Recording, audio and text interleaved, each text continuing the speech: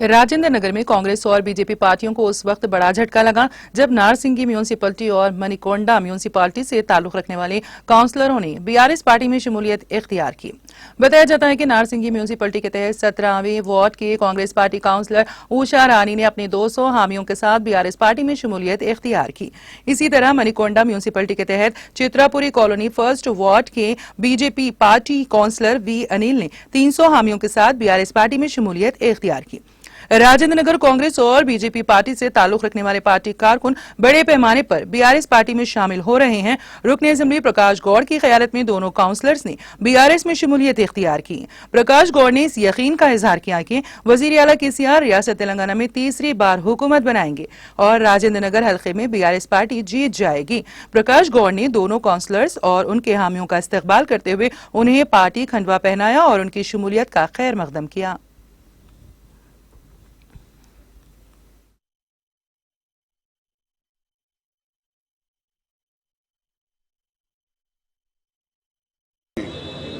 से हमारे भाई अनिल भाई ने हेमा ने कानून वहाँ के काउंसलर पूरे पार्टी में मिले, बहुत खुशी की बात है।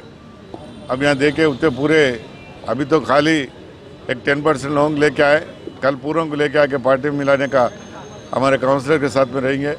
आप लोग देख रहे हैं सुबह से कांग्रेस से बीजेपी से अभी बहुत पार्टियों से मिल रहे हैं, आप लोग देख रहे हैं से। अब वाईएसआर पार्टी में से वाईएसआर पार्टी तो खत्म हो गया, पूरे पार्टी में आके मिल गया अपने को। बीजेपी में कांग्रेस में बहुत जने मिले, अच्छे लोग मिले। कल आज भी 3 कारपोरेटर कांग्रेस के मिले हैं। आज हमारे भाई साहब बीजेपी से मिले, बहुत खुशी की बात है। और आगे पार्टी को अच्छे काम कर लेके अच्छा काम कैसा करना वो सोच के आ रहे हैं पार्टी में। तेलंगाना कई को ला लिए, तेलंगाना इस विश्वास से ला लिए। सब अपन एक ही जगह रह के एक कट्टे में रह के तेलंगाना को डेवलप करने का है। कल के दिन भी अच्छा हम लोग एक कट्टे में रह के तेलंगाना को नहीं राजेंद्र कॉन्सेंस को अच्छा डेवलप करेंगे। चित्रपुरी कॉलोनी में थोड़ी स्कीमा बोले उन्होंने, वो स्कीमा भी पूरे हमें प्राइवेट ग्राउंड के पानी के लिए बोले पूरा भी हम क्या करना वो पूरा अपने गवर्नमेंट आने को पूरा करके अब उनके सामने रहेंगे।